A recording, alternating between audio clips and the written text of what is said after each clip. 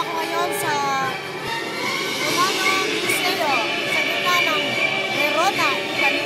Kung saan nanood po kami ballerina show at kung saan ibinaling po namin ang tore nato at nakita po natin yung mga gamit ni Romano sa kanyang museo.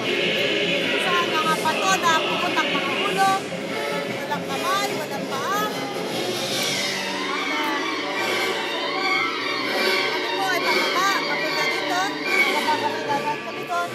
Patungong babaybayin namin yung river, babalikan namin ang Hotel Italia at tutungo po kami sa Verona Central Station para po sa aming pagpunta sa Milan, Italy, kung saan makikita po natin doon ang Leonardo da Vinci famous Last Supper painting. Mula po rito sa Verona, maraming salamat at sinishare po namin sa inyong lahat ito. Salute!